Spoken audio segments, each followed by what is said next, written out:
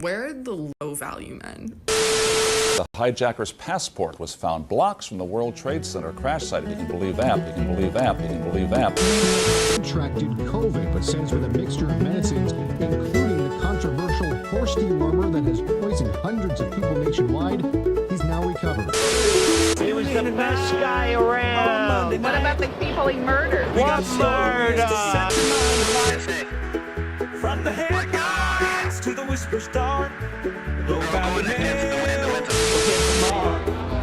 low value mail at 9 o'clock. Where truth and fiction take a walk. Why don't you swear on the Bible that you walked on the moon? You're a coward and a liar and a thief. Our stories are.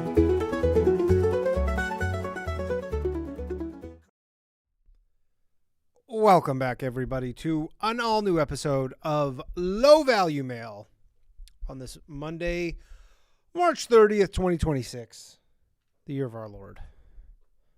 It's episode number 180. I hope I don't look too blurry. I spent literally the last hour trying to make myself look less blurry, and it was infuriating. Absolutely infuriating. Someone's calling. The phone lines are not open quite yet. But tonight on the show, we'll be talking about discussing the Iran war, of course. Missing scientists, I'm going to touch on briefly. And hopefully we can avoid talking about Canada. Canada really took it on the chin this weekend, at least on Twitter. I guess we're about to find out, is Twitter real life? Because Canada was getting it from every angle. Also, there's a new phone number for those of you who have not been here for a few weeks, 1-347-391-6995. There's also a priority Patreon number. If you want to sign up for the Patreon, $5 a month, patreon.com/lowvaluemail, MAIL. You get priority answering, i.e. I answer your calls in priority. There's a Canadian number now. I'm trying to get a UK number, but Zoom is a fucking nightmare to deal with. I've been paying for a UK number for the past week. I'm starting to sound like Tucker Carlson. But there isn't a UK number, but I've been paying for one. Anyways, I've been trying to get a UK number. It's a nightmare. They're like, you have to have an address to get a UK number. So then I gave a Domino's pizza address in Carlisle. I don't know where that is, but if you're from the UK, you might know where that is. Carlisle. I gave them a Domino's pizza address. They said it was fine, but it's not working. And someone last week was like, yeah, we have a ticket open for you and we're going to deal with it. Haven't dealt with it. So anyways, welcome back, everybody. So hopefully this is the last week I have to talk about the Iran war. I don't know if you guys are tired of it. I'm getting kind of tired of it. Unless they're going to start really blowing some shit up. None of this child's play business. Let's see the big guns, okay? We know you guys are holding some shit back. Let's either just shit or get off the pot. But so we're in week 5 of the Iran war. We were told, kind of pulling a Milton, excuse me, I was told it would be 4 weeks maximum. We're in week 5 now. This wasn't the deal. We would be told there would be no boots on the ground. And there still haven't been. That may change shortly, though, but that's looking more and more likely. But Trump, let me say this. Trump never promised no boots on the ground. Where did you hear him in his campaign speech say no boots on the ground? That's kind of in reference. I don't know if you caught any snippets of Mark Levin, his show this weekend. It was odd. I don't know if anybody caught it. Why would you? I'm sure you've seen some of the clips. Mark Levin, friends with Trump. Basically, they had a call, and then Trump goes on Truth Social, goes, everybody watch Mark Levin tonight, just so you understand what's going on. Then Levin comes on and literally says, sure, Trump did say no new wars. You got him there, but he never said no boots on the ground. Find me a campaign speech where Donald Trump said there will be no boots on the ground. Now, I'm no military historian, far from it. I feel like those two things kind of go hand in hand. I think just the moment you have boots on the ground, you're in a country that's not yours, and you're not invited, seems like you're at war. That's just me. I don't know much about this stuff, and I'll never pretend to. But to me, that's what it seems like. Also, guys, just in case you were having some difficulty keeping track of what's going on, we also have to get Iran's uranium now, which is new. I don't remember that on the original list of stuff, of objectives, but now we have to get their uranium, the yellow cake. We got to get their uranium. That's new. They have uranium. We must have it. It was, if you, again, I'm not even going to tell you to go watch it. It's old news at this point. It was bizarre. It was a bizarre thing to watch Mark Levin. It was this weird cheerleading kind of thing, and it felt so transparent. Like, it almost felt like, one of your parents telling you that you're not allowed to do a thing that they do all the time. It very much was just like, do what I say, not as I do. Just, I'm saying it. We're at war.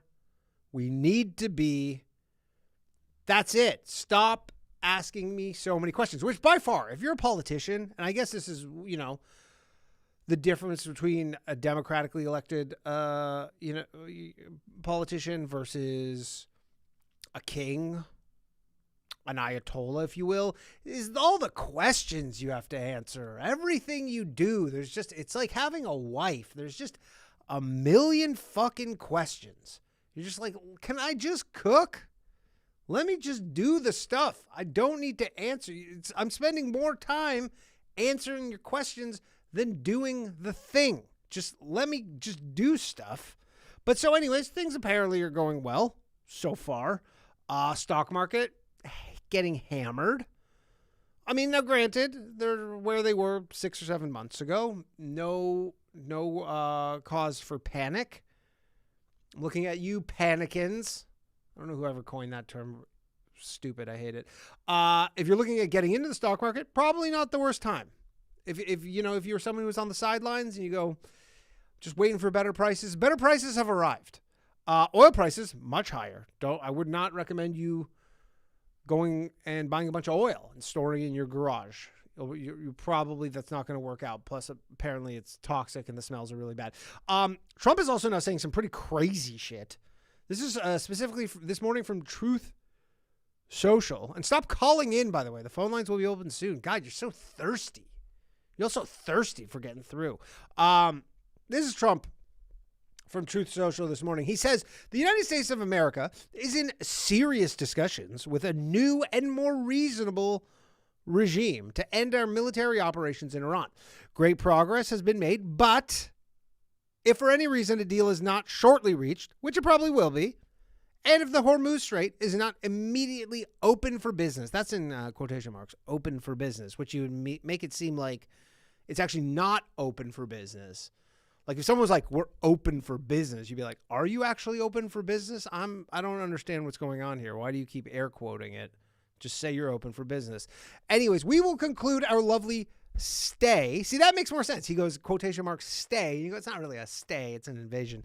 In Iran by blowing up and completely obliterating all of their electric generating plants, oil wells, and Karg Island, and possibly all desalinization plants, which we have purposefully not yet touched. This will be in retribution for our many soldiers and others that Iran has butchered and killed over the old regime's 47-year reign of terror. Again, reign of terror, I don't think you need the quotation marks. I'm not trying to be a stickler here. Thank you for your attention to this matter, President Donald J. Trump. So, really ramping up the rhetoric here. Of course, blowing up their electric generating plants and desalinization plants probably would kill a lot of Iranian people. Slowly, but it would kill them. If they can't have potable water, they don't have fresh water or electricity, probably going to kill a lot of them.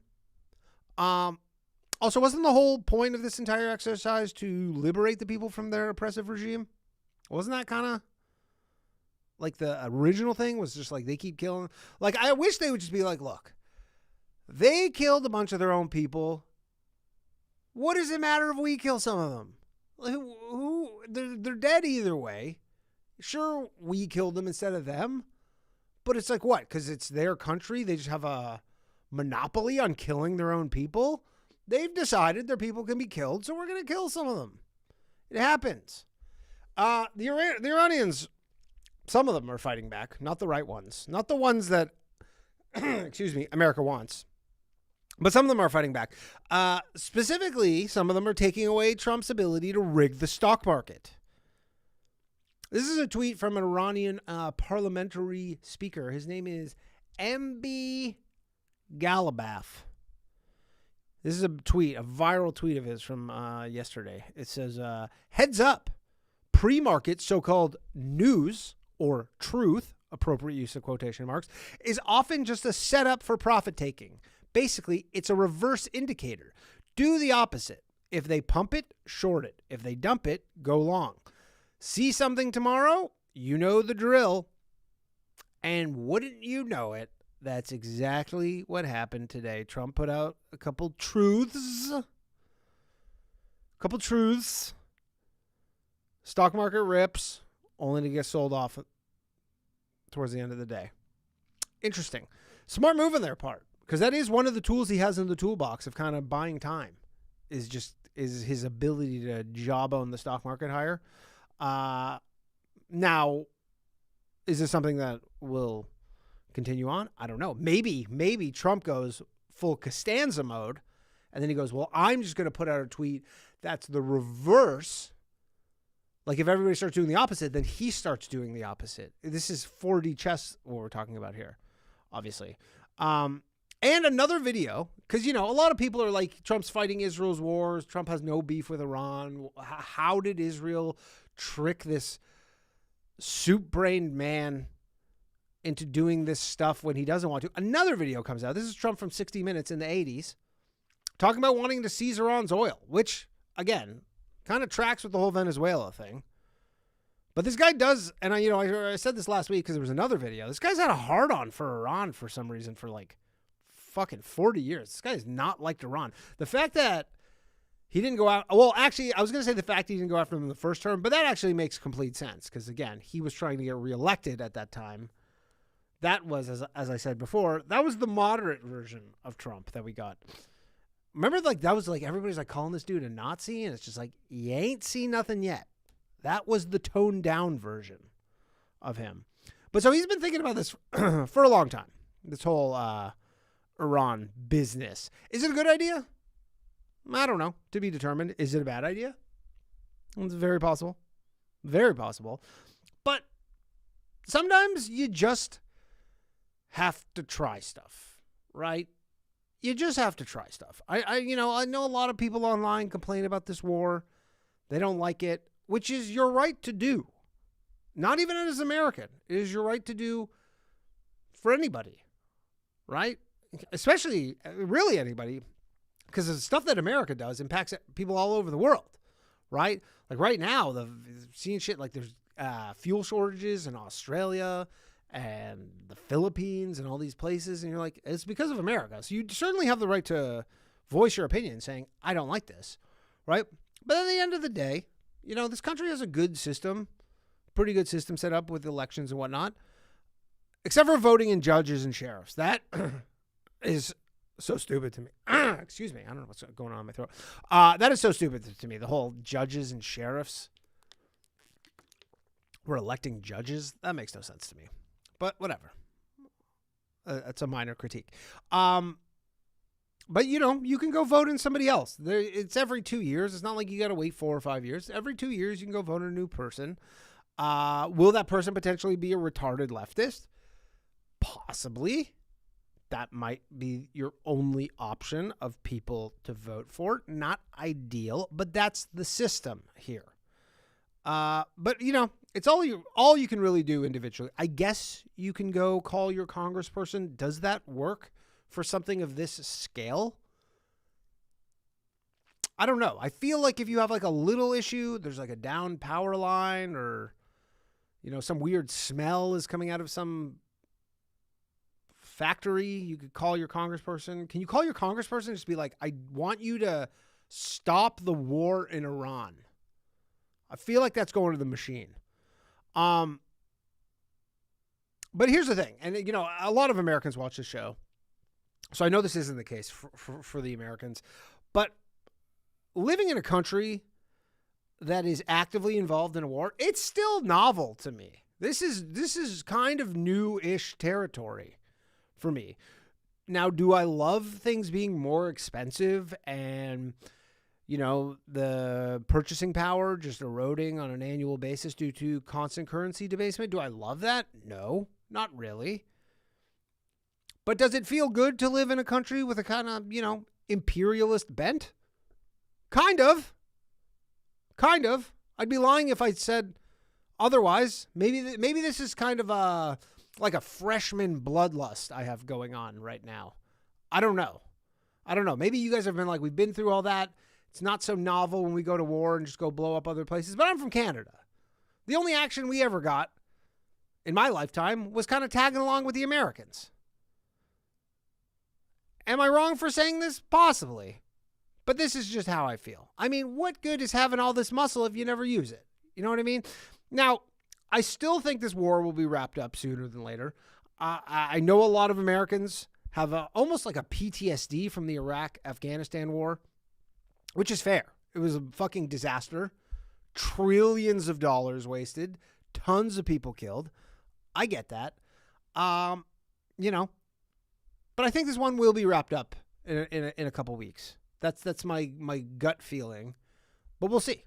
We'll see. I thought this would be wrapped up by now. So what the hell do I know? It's definitely not a slam dunk, at least to me, that this war is for sure a bad idea. It might turn out to be a bad idea with some hindsight. Absolutely. But it's not, some people are very, very black and white, where they're like, this is either for sure a bad idea or a great idea. I'm like, it might be a bad idea. And again, it might be a bad idea. And, there's people that predicted it would be a bad idea. That's their kind of their business and they, then they'll be able to point to this and say, see, I said this was going to be a bad idea and it was a bad idea. But those same people also said Venezuela was a bad idea. And Venezuela's looking like an okay idea. So far, so good. So who knows with this stuff? Plus, America's getting Cuba. How are you people not more excited for that? I don't know if maybe because I'm Canadian and we could always go to Cuba and Cuba was just this kind of shithole near America, but you guys are getting Cuba. Get excited. All right. I'm going to open the phone lines very shortly. I want to talk about this, these scientists disappearing. I had a few people tweet at me about this. I'm not really sure what's going on. I followed this. I feel like some of you probably know more about this than I. So please call in. Let me know what you think, your thoughts. If you don't know, there's been a number of high-profile missing persons cases. Number of high-profile missing persons cases and suspicious deaths involving researchers in sensitive fields like aerospace, advanced materials, nuclear fusion, astrophysics, and defense-related work. 2 of these scientists were shot dead. One had his body recovered from a lake, and 3 are just plain missing. Of the missing, 1 went hiking and vanished without a trace. Another, retired Major General William Neil McCaslin, reportedly left behind his phone, glasses, keys, and other items. His wife noted he only took boots and a revolver. Sounds like a dude who was planning to go off himself. And the third reportedly drove to the lab, later told her daughter she forgot her badge, which family found suspicious. Returned home, factory reset both phones, left everything behind, and walked towards a forested area. All very bizarre stuff. Maybe working in these fields makes you suicidal. Probably not. It's all weird, though. My best guess, researchers are being maybe targeted by foreign governments. That seems like the most plausible explanation to me. I guess aliens could be abducting them. I don't know. maybe these are whistleblowers and the government had to just kind of shut them up. I don't know, but I'm sure some of you guys have more of an opinion on this than I. Oops. Whoops. So call in. Let me know what you think. I have to adjust something because I was dicking around with these settings. So, God damn it. So that I wouldn't be so blurry. Why won't this thing let me? Oh, there we go. You guys can't even see what I'm doing, but I'm doing something because I fucked something up earlier. It's all good. All right, the phone lines are open. I was going to say, hold on a second. Where's the phone lines thing?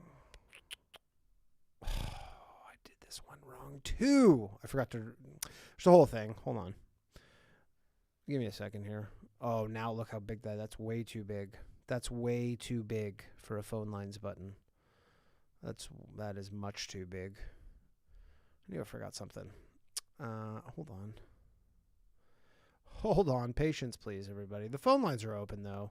1-347-391-6995. Or if you're a patron or a YouTube channel member, you can... There we go. That looks nice. That looks nice. Or if you're a YouTuber or a YouTube channel member or a patron, you can, get access to the priority number. And we got Gerard on the phone lines. Before I pick up the calls, hold on. I think there's a super chat I missed here. Let me get to the super chat. It says, what is the next WEP they should add to Minecraft? That's from the Spire 2K. I don't play Minecraft because I'm not a pedophile. So I can't tell you. If you want to join the list of very important scrotes, aka the Scrote Wall of Fame at the beginning of the show, you can sign up $10 tier here on Patreon.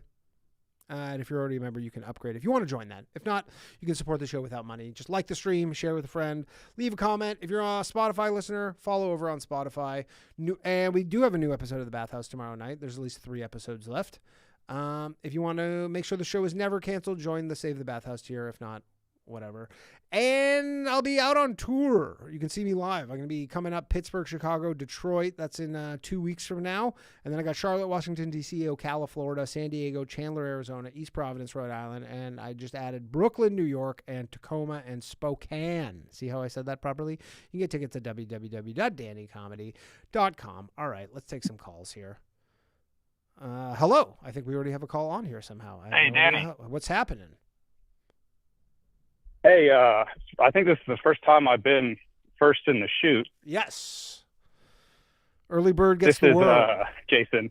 What's up, Jason? Yeah, well, I tried to do the right thing. I waited till I heard phone lines are open come out of your mouth. Yeah. Before I called. And, no, I just told Gerard, like, hey, I never asked for, like, favors. I don't mind waiting, but I got a base rec league softball game coming up. You have good calls, so I'm happy to give you some priority. Because you're one of the well, better. I guess one of the no shade on anybody else, but you're one of the better callers. Well, I appreciate that. So, on that, I saw where you clipped my call last week almost immediately and posted it on a couple platforms and found it pretty entertaining. Not listening to myself, but reading the comments. Sure. Well, everybody's got an opinion on the internet, don't they? Well, yeah, and obviously reasonable people can disagree, and anyone that thinks like it's immoral to want to go fight, I respect that. What I find entertaining is like the whole kind of Twitter versus real world where, in regular life, people rarely call me psycho or retarded. Mm-hmm. But welcome and I'm to the guessing internet, that when you put it on Instagram, right, you get more of an audience than your subscribers. Yes. So it's just kind of random people that see it with no context. Yeah. Well, that's the thing. If people see that clip and they're, against this war, then they see that and they're just like... They're clicking on it, yeah. Well, also, it makes them angry. And there's so many people who are like, they can't comprehend that soldiers would want to go to war because they're pussies. Right. And so they're like, why would someone want to go to war? And you're like, they trained for it and they signed up for it. Well, and some of the specifics, like a lady said, retarded people don't know they're retarded. And I thought, well, I don't think that's entirely true. I think a lot of Yeah. people that were historically labeled mentally retarded when it was like a clinical term. Yeah. Like they knew their whole lives. Sure. So. They had an idea. But they knew something was off. So. But yeah, this everybody gets emotional over stuff like this, understandably. Mm-hmm. And there's also a lot of third worlders chiming in on this stuff. You have to take that into account as well. Yeah. So, no, I get it. Like I truly don't care what people think. I think it's funny, and my refrain from commenting isn't because I want to defend myself. It's almost like my instinct is to egg them on. Sure. Yeah. No, you gotta get a Finsta. You gotta get a burner account and then just go start egging them on. Well, I don't think anybody knows my username. No, anyways. No. So. As long as there's no like identifying stuff in there. Which I do go back and listen to the whole episode afterwards, and I'm like, shit, I kind of wish I hadn't have said a couple key details. But that's fine. There's no sleuths. Can't take that shot back. Yeah, there's no sleuths. Yeah, that reminds me like early when I did this show, and I had this guy who worked in the Canadian Navy, I think, and he called in hammered, and he said all this stuff about, I think he worked on a submarine, and he said all this stuff, and then I just had a voicemail from him the next day saying like, hey, can you just delete that whole thing? And I was like, no, I can't. It's like, I literally can't. I'd have to just remove the episode from YouTube, and I'm not doing that. Right. Yeah. So obviously. Yeah. But you're not giving away like a real information. No. Like it's fine. It's just, it's fine. It's fine. So any news on the ground? How are people? Do you know anyone getting deployed? Not that I know of. Like I hear things about certain unit activities that, of course, I couldn't share even if I don't do that. But as far as like my direct and adjacent units, we're kind of assigned to a different theater, so I'm not expecting that it's going to directly impact me unless it goes on for years. Gotcha. Is that normal? Where you have a specific theater, and just as long as nothing pops off in that theater, you're not deployed? Yeah, and there's exceptions. Historically, and when I say historically, I mean the past 25 years. You take a certain unit that's assigned, say, South America, but because they're doing some sort of like surge operations in the Middle East, they get tasked to go there. So it's not like 100%, but generally people are assigned different. Is the Middle East operation that way comprise like the largest portion of people, of soldiers? Yeah, that I don't know. Like I could speculate, but I truly don't know. Yeah, you don't know that. Interesting. Cool. But anything you want to? Yeah, no. I'm sure you're probably as well tapped into what's going on over there as I am. I did want to say, for one, I tried calling in Bathhouse the next night. Specifically, and I normally don't call into Bathhouse just because it's so jammed up with like 4 comics and one caller. Yeah. I know. But you did specifically like say to the guys there, like, yeah, I had this military guy call in, and he said most of the guys are pumped and want to go. And I'm like, well, that's not exactly what I said. So okay. Just wanted to clarify. Okay. I don't think it's over like, I was specifically referencing like the younger generation that feels like. Gotcha. They haven't done it yet. So like, the guys that have done 4 or 5 tours in the Middle East, I'm sure there's some of them that are like, hell yeah, let's go back. Like me personally, I've spent over 1,000 days in the Middle East. I'd be perfectly fine with not going back. Sure. But I guess when you're older, too, you have like a family and stuff. So the math is probably a little. Well, different. I'm actually on the other hill, other side of that hill. So like. A lot of times when you're in the early and mid part of your career, you got small children, but like I'm to the point where kind of kids are grown, not as much of a factor anymore. Oh, okay. But no, just if I got tasked, like me personally, it's kind of whatever. But I wouldn't say that I'm like one of them that's pumped to go. Gotcha. And I think that's probably fairly common to guys that have already served in places like Afghanistan and Iraq. And what is the reason why? Is it just because they're like, I've kind of done that? Like, I don't need to put myself at risk? It's, well, I like, and I'm sure everybody has their different reasons. Like that's not as much of a factor for me. It is what it is, but,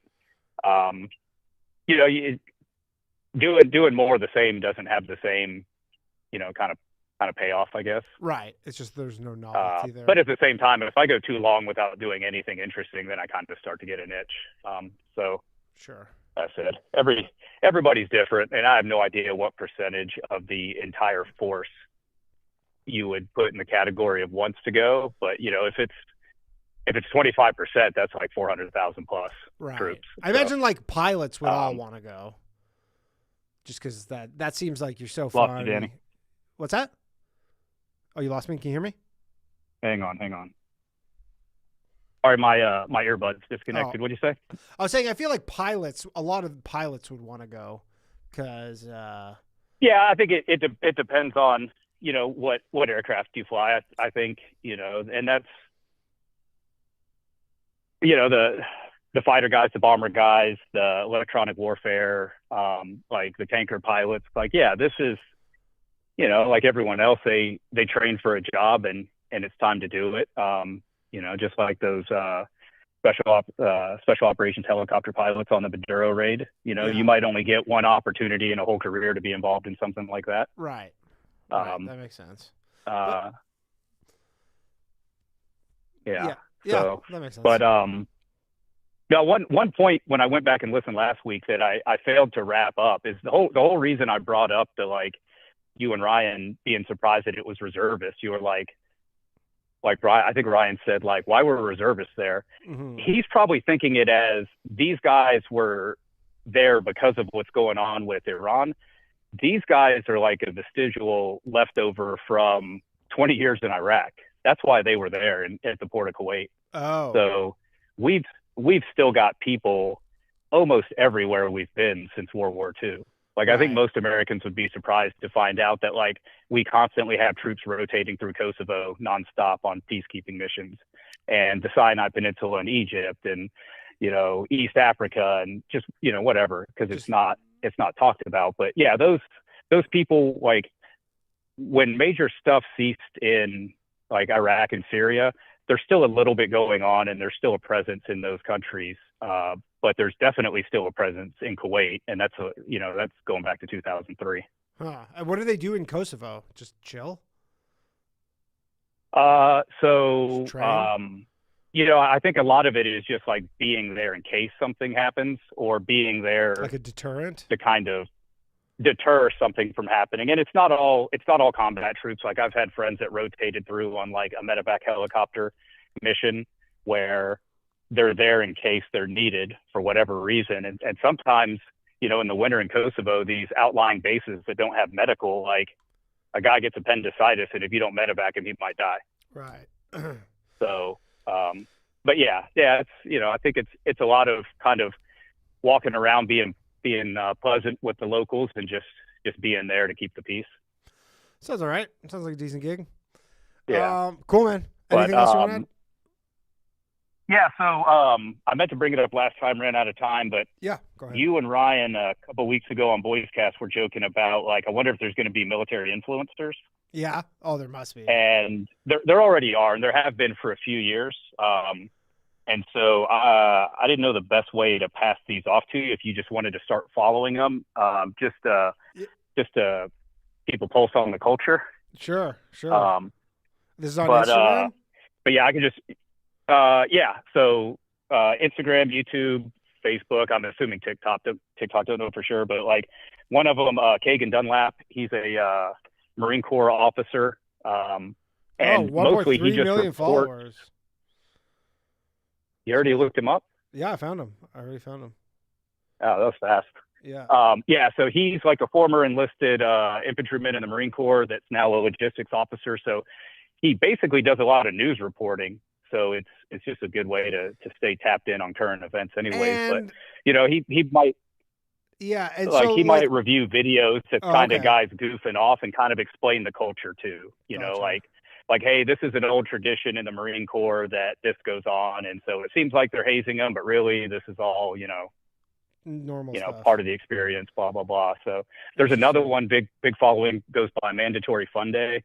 He's a Army lieutenant, another former enlisted guy named Austin. Mandatory Fun Day. Yeah, here we go. I see him. Yeah. Man, these guys got fucking big pages. Yeah. Another good one for like kind of lower enlisted hijinks is E4 Mafia Official 2.0. E4. Oh, here we go. All right, I'll give him a follow. Specific to aviation, there's a couple good ones. One's Brotalion, like battalion, but bro first, and Flight Goonies. So a lot of it is just like well edited, like military aviation videos. Oh, here we go. All right, cool. I'll check them all out. Good shit. But yeah, there's others, but that's a good start. Cool, man. All right, dude. Thanks for calling in. Good talking to you as always. Yeah. Talk to you next time. Bye. All right. We have another super chat. Spire 2K says, if you played Minecraft, what weapon would you want? I don't know. A gun? I have no idea. Are there guns in Minecraft? I have no clue. Phone lines are open, everybody. 1-347-391-6995. Or if you're a patron, there's a Canadian number and a U.S. number for local calls and priority. Let's go to John. And of course, Zoom just reset their whole interface on me this week for some reason. They just wanted me to really struggle is what they want. That's what Zoom wants to see. Zoom is one of the worst companies to ever have to deal with. I hope none of you ever have to deal with Zoom in any capacity. All right, John's not picking up. It's not working. All right, let's go to Dylan. We'll get back to John. Does nothing work? Hello. Dylan! What's happening? Yeah, ironically, my Zoom payment just literally came out today. Oh, my God, dude. If you ever have to get customer service from them, it is such a fucking nightmare. They're useless. And they maybe have the most complex interface. Like, people think it's like, oh, it's just like video calls. If you ever have like a Zoom Pro account and you go click on their like in the website, there's a million tabs. It's crazy. I just paid $23 a month so I can interview Jared. So you can interview Jared? That's money well spent. Have you ever met Jared in person? No, we obviously have seen his face, so we talk after a while, after the shows or occasionally like so group chats or whatever. In just Zoom call, but it's his that last call at the end of his he's listing all those guys that give me fucking PTSD of watching all those fucking goy slop channels with my former officer roommate. Holy shit, those guys are such cornballs. I'm not trying to be disrespectful to this guy, but like those guys are some of the worst military. Well, they're giving they're giving one side of it. Like nobody's saying like, hey, this is the end all be all. They're just like, no, hey, this is it's our usually what it perspective. is like just like corny inside jokes or like culture jokes, which like it wears thin after hearing the same fucking shit. Oh, Navy guys are gay. Blah, blah, blah, blah, blah. Yeah. Like, oh, you're a pogue. But just kind of the very inside. There's one that's really good that you guys should check out. S2 Underground. He's a intel officer, and he doesn't seem to be too much of a glowy. Which kind of like starts off my point of like Joe Kent. I think he's a glowy. The Joe Kent thing is S2 Underground, S2 _ Underground. Yeah, he should have like a thing that says "Fight in the Shade." Probably.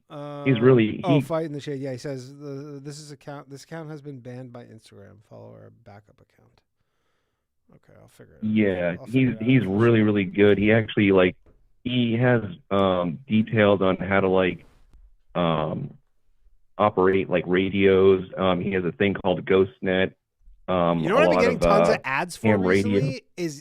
I was going to say that. I've been getting all these ads recently to become a ham radio operator. Should I move low value mail to just ham radio? Well, you asked that in Patreon the other maybe couple weeks ago, and I told you that no offense, but you don't seem to have the technical know-how to well, I operate would get my ham certification. Radio.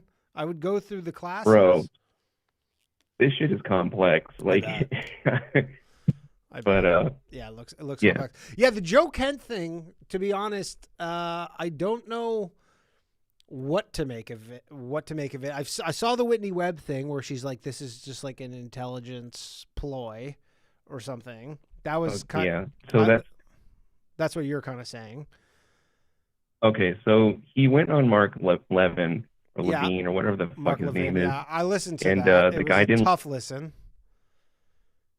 Yeah, I didn't listen to it. Just Matt in the Patreon was talking about it because we've been going back and forth about Joe Kent, and I said, just watch it. He's going to be a glowy. I bet you that he's like a what's it called? A honeypot for that girl that's getting in. That was a part of what's Max Blumenthal's Gray Zone. Gray Zone. Yeah. His wife is in the Gray Zone. And I said, I bet you this guy is trying to get honeypot himself into the Gray Zone. And yeah, but that's like such a demotion for him to wind up at the Gray Zone. Like these are off, dude. It doesn't matter. I can't get a beat on it because I heard the Whitney Webb thing. She's basically she's saying kind of what you're saying. I've listened to him on a few interviews. I do believe he believes what he's saying, if that makes sense, and he's just he is really concerned. I don't know what the end game for it is exactly because Trump, the going about it this way, Trump I think hates. I don't think Trump's just oh man, what a dedicated guy to give up his whole career working in the White House basically. Yeah, well. So I just don't think that would Trump work. Trump also gave a very detailed explanation of how stupid it would be to go into Iran on his campaign trail and all these other great explanations that somehow he had foreknowledge of, that they were a really stupid idea, and then just does a complete opposite. But what I was saying was that he went on Twitter and thanked Peter Thiel for all of his donations and being America first. Yeah. And then some other interview, I think it was with Tucker Carlson. I didn't see the Whitney Webb thing, but with Whitney Webb was Tucker Carlson. Jimmy I can't stand Jimmy Dore. I'll only watch it if Kurt's on. But he got interviewed by Tucker and was talking about how he couldn't remember how many times he got money from AIPAC if he did, and then he goes, I think maybe it was once, maybe 3 times. And he just kind of reminds me of your pal Jack Posobiec. And one of the, you go on Tim Pool's show, so I mean you got to get. Hey, Jack Posobiec, so. You want to know something funny? Jack Posobiec until very recently had me blocked on Twitter from 10 years ago, and then I randomly went and looked, and he unblocked me for some reason. But he actually blocked me because I made fun of him for something literally 10 years ago when I had 1,000 followers on Twitter. And for the longest time, I was just blocked by him. I know his brother, actually. I used to just harass him on YouTube because, nobody would leave comments on his channel, and it would be, only me just calling him a glowy and making fun of him. But so what's exactly the end game for Joe Kent here? What exactly is it? So I think it's same thing with Tulsi. Because everybody forgets that she's been part of the World Economic Forum. She's been on the board of it, I believe it was. Or if I'm confusing it with the other one, there's the World Economic Forum and there's the other one that's the Young Leaders or whatever. It's just whatever, the fucking circle of bad guys from the Legion of Doom.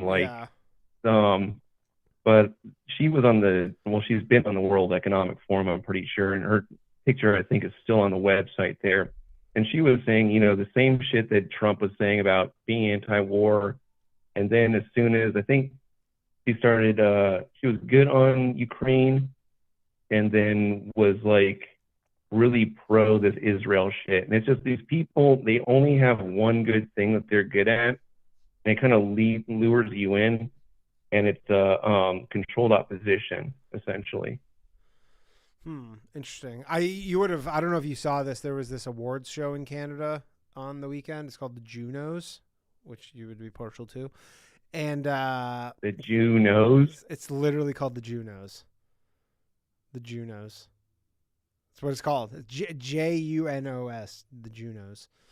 Okay. But it's like this. It's like our Grammys, I guess.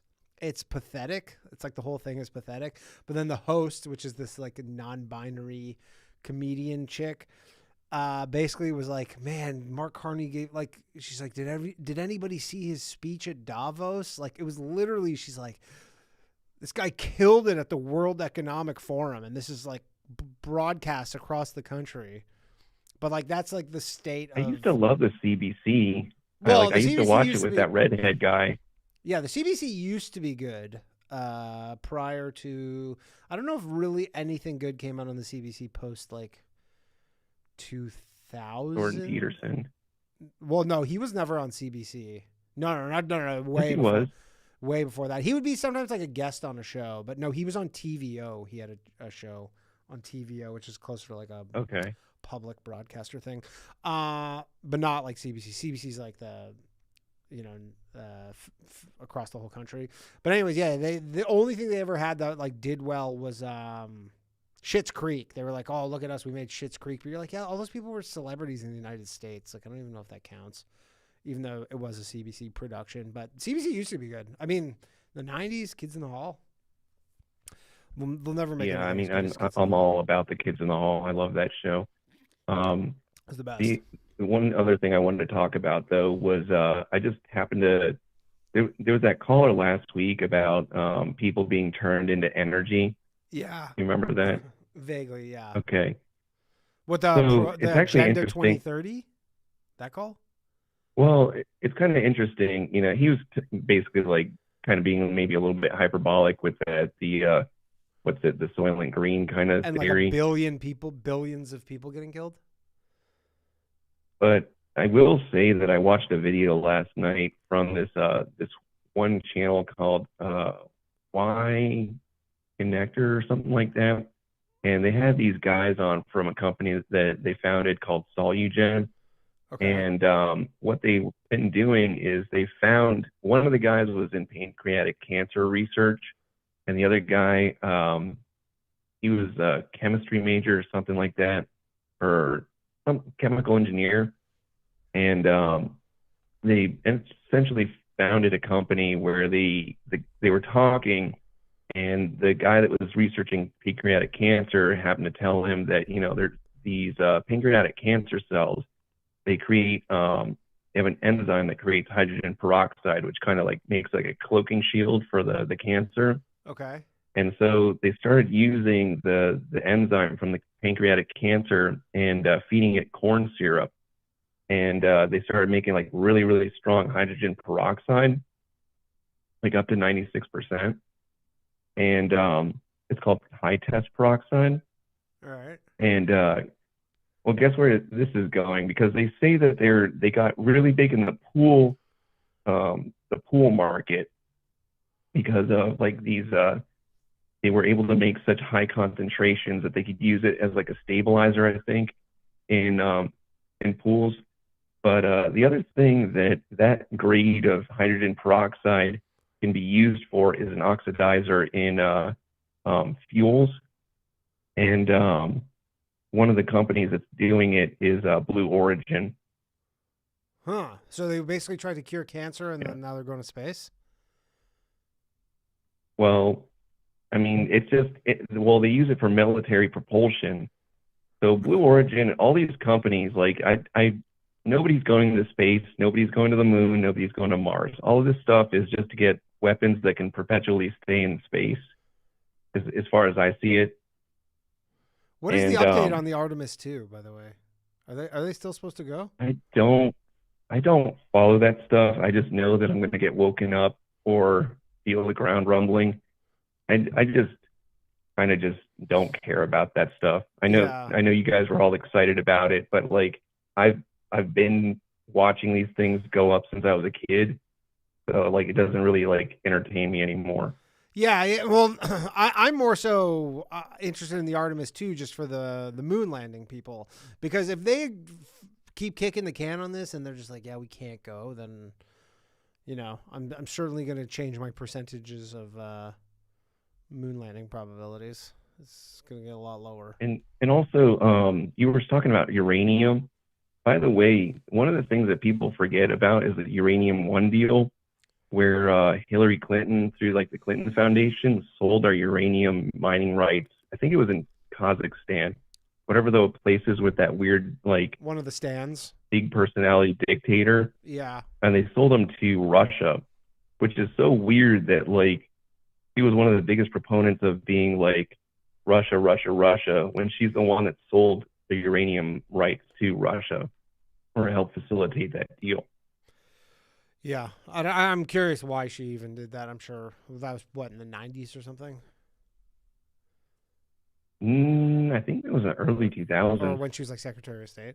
Yeah, I don't know why she would do that. But yes, she did have a hard on for Russia. So one more thing too is these guys that keep disappearing. I don't know what's going up with that, but like I did learn something a while ago on Jake Shields' show when he had like this Navy SEAL, and he said something really interesting that answered a question I've had for a while. It's like, why do all these guys, all these people in these shootings or everything get charged with child porn? Yeah. And you know what it is?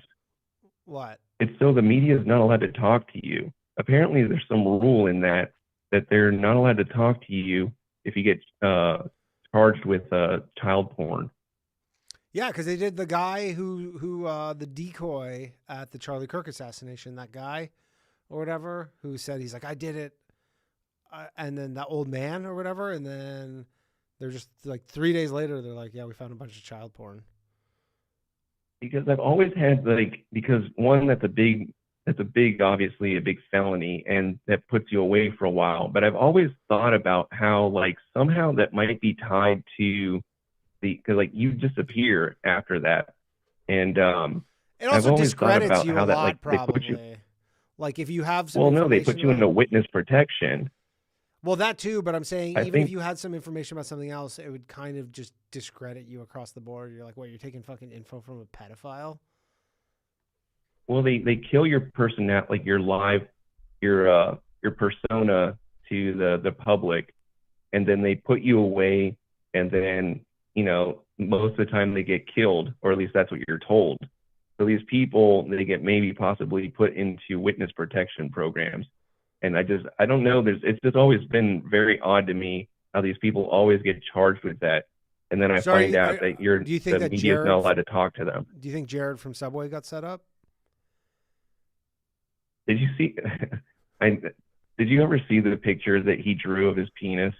No, I have not seen the pictures. You got to see it. It's one of the funniest things. Why? Kurt does a great bit about it, because he clearly outlined his penis on a piece of paper. Oh man, I'm getting on a watch list for fucking Googling this. Dude, it's the funniest thing. Everybody should Google photos to female prison pen pal. Look up if you can find it where he traced himself. Yeah, it's so funny because that's exactly what his dick looks like, and it's such a weird it got hit on the hammer. Yeah, that's a very odd shape. That's something I could have never looked at in my life. All right, Dylan, I'm gonna let you go. Thanks, man. All right, man. Dylan, everybody, go check out his YouTube channel. I think it still is Dylan Farnham 1488. All right, let's go to John. Let's try him again. Let's see if we can figure it out. Phone lines are open. 1-347-391-6995. Priority line for the patrons. You can sign up or don't. John is really struggling here. John is having a tough time unmuting himself. Very tough time. We might have to send a search party or something for John.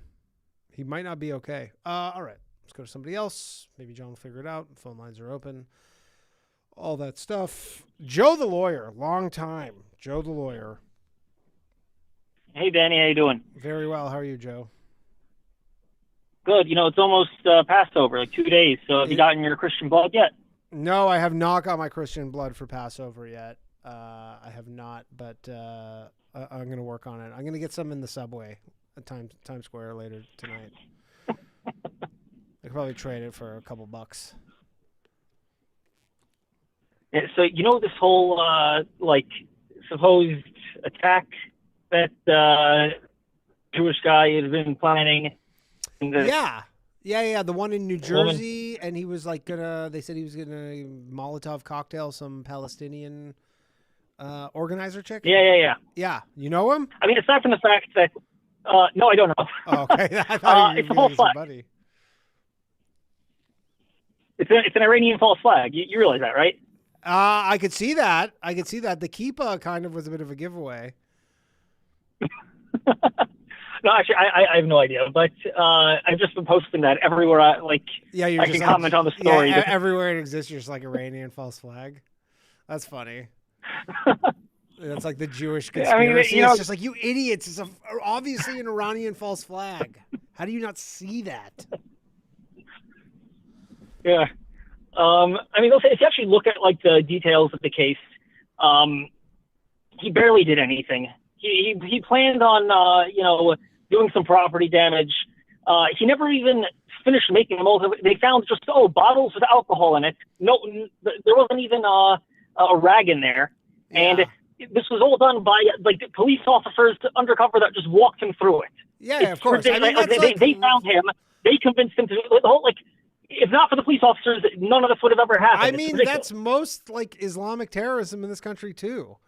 Is they literally have to have their hands held through it. Not all of it, obviously, but a lot of it is just 6 federal agents and one guy, and they're all just gassing them up to go do something crazy. Also, this woman is. I mean, I'm not saying she deserves it, but no, I am. She does it I mean, look, it was only a matter of time before. It's funny because they're saying he's in the Jewish Defense League. They're saying, he's an offshoot of it. Because an offshoot of the. Yeah, because when Curtis Sliwa was running for mayor, and I found this video of him from the Morton Downey show, from the 80s, and it was them and the guests on that episode were these guys from the Jewish Defense League, and everybody was yelling at them. People were not liking these Jewish Defense League characters. Yeah, I mean, they're the whole, every Jew at 22, which is stupid because 22 is too small. Yeah, I know. There's some tough Jews. No joke. Especially since October 7th, every synagogue you go to, there's going to be at least 4 or 5 people carrying. I mean, when I was a kid. Guns. In Hamilton, Ontario, at the synagogue I used to go to when I was a kid, they had armed police at every high holiday, and this is in the 90s. So we have armed police every single week, but aside from that, you also have every synagogue you go to on Friday night, Saturday, there will be armed guards there. But on top of that, there will also be people carrying. Really? It's a new day. And are you guys really just I hope these motherfuckers try something? Okay, can you use a gun on Shabbat? Yeah, sure. My brother and my father, they carry guns on Shabbat. But you're allowed to fire it? Sure. And what's the reasoning for that? Is it just because it's life or death? Yeah, when it comes to even potentially saving a life, you can violate nearly anything. But my brother carries a walkie-talkie and keys and his phone. Also because he's one of the Hatzalah people, Gotcha. But you can't go shoot cans on Shabbat. That's not allowed. No, you can't do that. But you can, you can definitely shoot a gun. Or if someone's running away, if you think they might hurt someone else, you can go in a car, chase after them, and run them down. But you don't have your keys. Some people do. Every synagogue, there's going to be like at least 2-3 people that have their keys in their cars because of their EMS. Gotcha. So you have to. And also, I mean, obviously, a lot of synagogues will also be like 1 or 2. Yeah. I mean, my brother just uses his car. He'll go to wherever the ambulance is and take it. Interesting stuff. It's fascinating. Yeah, obviously, I don't know a lot about this stuff. I should know more about it, but it all went in one ear and out the other, unfortunately. What's new with you, Joe? Not much. Getting ready for Passover. Yeah. There's another thing I wanted to touch on. Do you do the thing where you give? Do you have a lot of non-Jewish neighbors? Oh, sure. Oh, because I always thought it was so funny when I was a kid when you had to several sell... of my neighbors in Shabbos guys. Yeah, so you had to sell your bread to the neighbor for $1. I was like, that always just cracked me up. It's not $1. We sell it to them for like, $20, and we buy it back for a little more than that. It's like it's old now. It's got to be some discount. It's not. Yeah. I was like, my parents would bring it to the neighbor, and I don't even know if they did the money thing. And then eventually my parents were like, then they started hiding it in the basement. They were like, we'll just put the bread in the basement. And then as the years went on, they were just like, all right, it's in this one cupboard. We're not taking everything. But I had some friends who were like very religious, and they would like take, for people who don't know, it's like you're not allowed to have any bread on Passover. So then you have to take anything that has any bread in it, and you take it to your non-Jewish neighbor, but you can't give it to him. Because that, like, God would be mad or whatever. So you sell it to him for like $1 or more, and then you buy it back. No, that's not. What did I miss? You could give it to them. Yeah, so you could give it to them, or you can just, or you can get rid of it. Like there's some people that just throw it all out. Yeah. The selling thing is if you want to have it back. So what you do is you give them, you give them a key, you give them access to your home. Yeah. You give them, and you sell it to them and say, listen, this is where it's located. You can go get it whenever. They don't do it, but it's just so they can. You sell it to them, but you don't actually have to move it out of your house, and then you just buy it back from them afterwards, and they make a few $100, and everyone's happy. Jews and their loopholes, huh? A lot of people don't do it. I do it, but there's a lot of people who just get rid of everything. And is it the same neighbor every year? Generally. Yeah, unless he's like gone or something. And you take it all over to his house? You can always find someone else. And you take it all over? But no, it's just a legal document. Oh, gotcha. So you guys it's just a paper transaction. Purely. Yeah. Yeah. And do you Venmo him? I mean, look. Do you write him a check? No, I use cash. Cash. Why not Venmo? I guess I could. I don't know. Yeah, you could. Might be worth a try. I'm old-fashioned. I don't know. Yeah, you're old-fashioned. Yeah. Are you gonna have a Seder? We were maybe gonna go visit my parents, but I don't know. I think it has to be in 2 days. Probably not now. I don't think so. Okay. Well, I mean, I think once you have kids, you're gonna want to do it. Yeah, maybe. It's just me and my wife and the ghost of our dead dog at the moment. Maybe. Okay. It's more of like if I go visit my parents do it, and then I do it. But I don't know. I'm not gonna do it by myself. This is something that's been passed down for thousands of years, father to son. I think it's something that you'd want to continue. Yeah. I just couldn't make it to my parents. Okay. Yeah. So I just want to discuss. Who is it that had an accident recently? Was it the what's his name's kid? Who had an accident? No. So one of the callers had like a Rafe got hit by a woman, a drunk driver. She was drunk and she hit him on his bike. So I'm just, this is not legal advice, but just anyone who's listening in the future, don't get into an accident. First thing you do is you call the police. You make sure there's going to be a police report.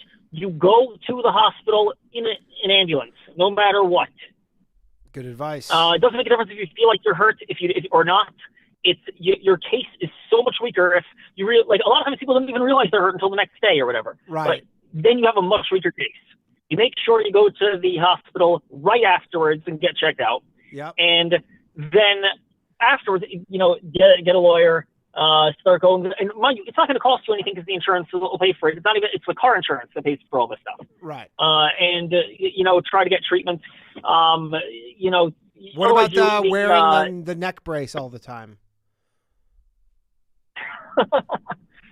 So you could try that, but they will occasionally hire investigators that will see if you're actually wearing it all the time or not. Well, you have to wear it all the time. So, you have to commit to the bit. But it's not just that. You also have to show how long you've been out of work for and things like that. You can, because they can prove that you're not really injured, in which case they'll pay for your medical bills, but then they can get, the rest of the case thrown out. So you need to show how do you get in this country impaired. those like crazy settlements, like when you get $25 million? What needs to happen there? Those are very, very rare. I actually know a guy who recently got I think $7 million on a premises liability case. Okay. The person fell through a floor. Oof. And needed a few surgeries on the knees. Never be able to walk the same way again. Yeah. But that was. Hey, I'm not the judge. You don't need to tell me. The person was already really old. No, mind you, I know the lawyer who won the money. So Gotcha. he gets a third of that. But nice. it's still so it happens occasionally. But even then, when those things happen, they don't actually end up with all that money because there's an appeal. They end up lowering the amount. Then it'll end up settling for much the whole McDonald's case. Yeah. So she ended up with less than a quarter of that. It's not what you think it is. Right. Because the lawyers take a third, and so by the it's not even counting that. It's afterwards they appeal. If it's too much, which the jury doesn't know what anything's worth. So if they do too much, the judge will just on their own lower the amount. Okay. This is insane. Because what was the lawsuit originally? She was awarded 2.8. I thought it was way more than that. 2.8 million is what that's the one where she burned herself. Well, that was not recently. You remember, this was in the late 80s or something, early 90s? 1990s. So yeah, $2 million. That was a lot farther. Yeah, that was a lot. That went a lot farther. Correct. Interesting. Interesting. All right, Joe. Good talking to you, man. Okay, take care. Joe the lawyer, everybody, with some not legal advice, but pretty good legal advice. If you ever get hit by somebody in a car, ambulance. Do not forget that. You might have head trauma, and you may not remember ambulance. Or let's go to some patron callers. That's some solid advice right there. That's some free Passover game. Some free game on Passover right there. NotMatt. What's up, Danny? How's it going, man? It's going. It's going. $5 premium gas. Yeah. It's going. Yeah, man. Yeah, not great, huh? Is that what it's at where you live? Yeah. That's crazy. I was just in Florida I live near 2 months ago, and it was sub $3. Florida might be cheaper though, but it was below $3. Florida's probably cheaper. Plus, I live in the North Virginia area, so they have to hit us with a nice little premium tax on everything. Yeah, it looks like it's about $4 in Florida right now, average. Were you also looking at 93 though? No, I'm looking. Or were you just looking at? No, I always have no. I always if I'm ever putting gas in a car, it's in a rental car, and I'm definitely putting the cheapest gas in a rental car. It's not my problem. Yeah, that's. I think regular is $3.70-ish here. Oh, okay. Oh, that's not great, but you want to know how much? What's the point of work? You want to know how much gas? What's the point of working hard and making money if I can't? Well, the thing is gas prices in this country are so funny because in Canada, gas prices are so expensive. Gas prices in Vancouver, British Columbia, which is literally near where they make the oil right now, $2.16 per liter. Oh, you guys go Euro style. You guys go Dude, liters. it's yeah. So it's $8.75 a gallon Canadian, which I guess is I guess that's like $6. About $8.60. Yeah, it's about $6. $6 a gallon. It's insane. I mean, how much of that is gas tax though? It's all gas. I imagine Canada is. It's all tax. I imagine Canada's fairly close to like California in there. They're kind of like common. Well, gas that's tax. Western Canada. Vancouver is the worst because they're like the super liberal retards, so they have the highest gas taxes. It's not like that everywhere. Like Alberta is probably considered pretty cheap. Let's see what Alberta. Oh yeah, like the Alberta boys are basically just like Michigan plus, like the UP. I have some friends from the UP, and they're good old. Yeah, boys. it would be below $5 a gallon. Probably like in the fours, somewhere $1.50 a liter, $6 Canadian a gallon. Yeah, but I mean that's so to kind of parlay this into the conversation we were having like a couple weeks ago. Yeah. Second and third order consequences. Yeah, I don't even know. Why, this is almost people. I mean, this they knew was going to happen. This isn't an unintended consequence. I think higher gas prices, they're just like, yeah, it'll be temporary. The question is how long is this? I don't think anybody's going to be too affected if their gas prices are up for like a couple months or a month, but couple months. They're talking about the infrastructure that's been damaged is 4 to 5 years at this point, even if the Straits open like tomorrow. If this ends up being 5 years of elevated gas prices, people are not gonna be fucking happy. And then it's like a damned if you do, damned if you don't, because the only way to potentially resolve this internally, which then you end up with more government, is if you start imposing like export tariffs on gas. Because oil, well, Brent and crude are both, they're global markets, they're not, local. Mm-hmm. So gas companies are going to do what's best for them, not what's best for the average American. Right. And so like this is what I'm talking about. It's like why more people aren't libertarian or anarchists is because they see the homeless guy, they want to give him $100 and then, they don't realize that doesn't help them out at all. And so same thing with war. People go, there's a bad guy, we need to kill him. And they don't realize that, it destabilizes the global economy, makes people hate us because I don't know if a lot of people traveled during the Iraq war, but we weren't the coolest people in Europe or around the world. No. And we were just kind of getting back to normal when this happens. It's like, why do you think all the NATO people like don't want to help out? It's like it's not an Article 5 war. There's no UN declaration of war. There's not even a UN resolution on the conflict. It's like, plus you're losing global standing because now you don't have a leg to stand on when you go, how dare Russia like go into Georgia? Right. Like ignoring the fact that there was CIA meddling in Georgia, which Russia responded to. But ignoring all that, it's like you lose the leg to stand on. Like you're no longer a Chinese city on a for hill. Trump to just say we want their oil, like just coming out full, we just want the oil. And you're like, you don't have any claims to that oil. It would be one thing if some neighboring country was saying they want the oil. I don't know. That makes a little more sense. But halfway across the world to just say, we want their oil. Yeah, and it really is like. I don't know. Like everyone speculates on what caused Trump to do this, but I honestly think it's just retarded boomer brain.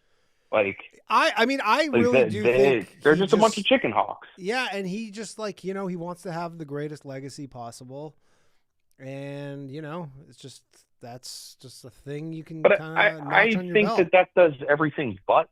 I think this does everything but secure a good legacy. Depends how it works truly. I mean, there's he's going to see results tomorrow. There's obviously some scenario where this works out. Like maybe, I don't even know. Like, is the U.S. like taking over the Strait of Hormuz, and then they're getting You know, they're charging like a tax on all boat. Like, I still don't really understand how that works out. Like, are you tanking global oil prices? Which, again, is not necessarily a good thing. Like, there is some equilibrium. If it gets too low, probably people lose their jobs because they work in oil and gas. So it's not like the ideal scenario is $3 a barrel of oil, because that probably actually loses a lot of people their jobs. So I don't know. I really don't know. And that's like, this is what I'm talking about, is like, there aren't people that are kind of extrapolating beyond A then B. You know, no one explores A prime and what, you know, B prime state would be. Like, it's, I don't know. It really is just short-sighted and silly. And I don't know, man. Like, I love America, but best country in the world. Sometimes I want to just. Is it though? Oh, it so is. It was. It's most certainly, but I don't know if it still is. I mean, where is a better country? China? El Salvador? El Salvador? I don't know. You think Peru is the best country in the world? The sol currently trades at 33 cents on the dollar. You don't hear about them. Like, in the capital and the areas around the coast, it's fairly safe. You can buy like a finca, which is like a farm. You like a farm or a plot of land. You can buy that for $10,000 to $50,000. Yes, but you have to live in Peru. I don't mind that. Well, I mean, if you don't mind if I have houses in if you don't mind if I have a house in Peru, El Salvador, you know, if I can buy 4 houses for the cost of one American house, why wouldn't I? Well, I think there's one element, at least with El Salvador, is you're like, well, you know, someone could come in and, you know, you get some lefty guy and just it goes back to how it was, and your house is probably not worth what it was. Here's my argument against that. Yeah. Here's my argument against that. There is Western capital there now. Google has an office in El Salvador. Mm-hmm. You think Google is going to let the Maras take back over? I mean, hasn't there been there is investment flowing in? Yeah, hasn't there been many cases of like oil countries, like even Venezuela, where, you know, there was tons of Western investment, new government came in, just kind of nationalized all these companies and kicked them out? It could happen. Yeah, but it was kind of a different story, because I guess tech company is a different thing. The way the oil companies were behaving is different than what Google's doing. And you're not getting like the oil companies are micro states. Yeah. Yeah. And valuable infrastructure that can't be moved. Yeah. But like the other thing with the oil companies is, like, if you've read anything about like Chiquita Banana and what, like, have you ever read? Weren't they like killing Smedley people? Butler's work? Weren't they like Chiquita Banana? Weren't they literally killing people? Yeah, they were basically micro states with like armies of mercenaries, and the CIA and State Department were basically just lobbying wings for that.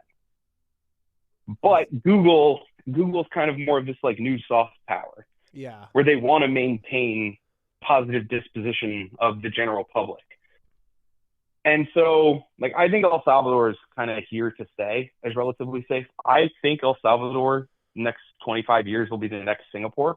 Interesting. Like, if you look at conditions in Singapore 25 years ago, there was a heavy focus on education of the next generation, a heavy focus on infrastructure and kind of beautifying the country, as well as, you know, imposing those strict laws and rules that then delivers you that high trust society. So here's my question. Why don't you move to El Salvador or Peru? Who says I haven't started already? All right. That's fair. I mean, the thing is the ultimate hack, if you're an American, if you can figure this out, is if you can somehow earn US dollars, like if you have a remote job and you can earn US dollars and you could go live somewhere like, you know, Peru, El Salvador, you're so fucking rich. It's crazy. Especially if you get somewhere with the same time zone, man, you're living. You're spot on. I have a consulting contracting company that I'm working on with some people that I worked with before. I already got a bunch of contracts lined up, basically securing the move from full-time work to like contract work. And once that's done, I'll work from wherever I want. Yeah. But like, it's sad. I really do love this country, but like most of the people don't seem to have that same mindset anymore. And I find more kinship, sadly, with people that, or at least a similar mindset of like working hard, not needing immediate gratification. Like most Americans don't have that anymore. No, that it's is just not the either country. boomer. It's either like boomer slop of like 80s action movies or like the Instagram generation. Yeah. I don't know, man. Yeah. I mean, I've said this before. If you really, I don't want this to happen, but it is really good for a country when you have something like a 9/11 happen, where it kind of just unifies the whole country. It's hard to do otherwise. You need like some massive thing like that to happen. They've always said that there's like an alien invasion or something like that. On October 7th.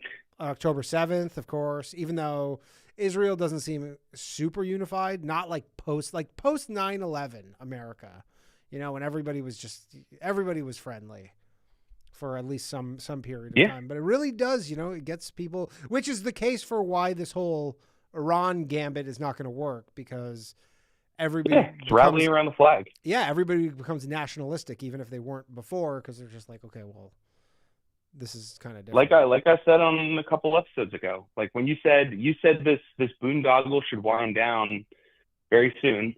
I think almost 2 weeks ago to the day. Yeah. And it's still not winding down, and Nope. it's just climbing the escalation ladder. Yeah. But if you remember the big baddie in Iran, Ahmadinejad, Mm-hmm. he was elected because George Bush went on TV and said, "You better not elect this guy. He's evil." And the Iranian people basically were like, "Nah, fuck you. You don't tell us what to do. Uh-huh. Like, we're gonna elect him." Yeah. And I think that's what you're seeing now. And I think the Iranian regime is dug in. I think if we're stupid enough to land troops, I think it's just going to be a slaughterhouse. And then my real worry is what happens when the people are completely disillusioned, that fully bought into the 5D chess. What do they do when they realize that there is no 5D chess? Politically, this is literally just, politically.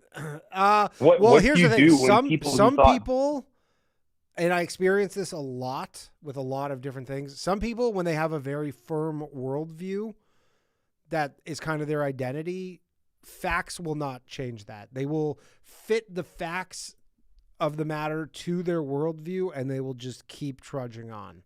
Like some, diehard MAGA people, you won't be able to, like, if you think they're going to be like these, they're not going to be disillusioned. They're going to, people who wear like MAGA merch and shit, those people are just going to be like, stay in the course. They're just going to say like, yeah, this is how this fits here, and just keep going. I disagree with you, because I think that's where we are now. We are at the fact stage. Yeah. But if we send in the airborne and you see 2,000 guys slaughtered, yes, because they were basically just sent to die, that's not facts. That's emotions. True.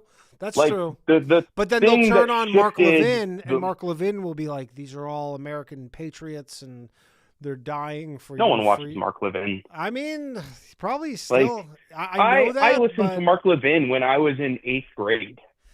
I mean, his ratings are still, again, I'm talking about an obviously older cohort, but his ratings are still probably like in the millions per episode, 1.5 million viewers.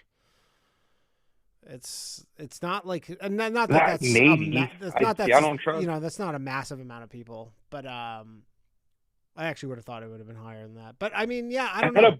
I had a buddy who worked over. Do you know ComScore? Yeah. Do you know that company? I've heard of it. Yeah. They're they're like Nielsen. Right. They do like ratings calculations. I had a buddy who worked for them, and we were talking. He's like, "Yeah, it's all bullshit." The same way that Google AdSense is all bullshit too. Right. Like, they make up numbers that make them look better. And farming that people can do on Twitter because they count a video view as you scrolled past it. Yeah. So I don't think a lot of people are actually tuning in. And I think what you'll see, what I'm very worried about, is you'll see a complete disillusionment, and all the troops that are saying, "Hey, I don't want to die for Israel." I think you could see fragging come back, like from Vietnam, where the officers would send the enlisted guys up front and, basically like, you die for me. Right. And then they started turning on their officers. Aren't like the tactics though that they're using now? Like I thought it's they always said like for the last like 5 years like the future of warfare is not going to be soldiers. Obviously you need soldiers, but they're like it's all going to be drones and stuff. Like is it really going to be like like Saving Private Ryan style where we're just sending in these waves of guys who get shot down? You would have thought they would have learned that lesson in World War I. Right. But it took guys in trenches getting mowed down by machine guns for them to learn and adapt. And we haven't fought a new conventional war, like at least on a new conventional war front recently.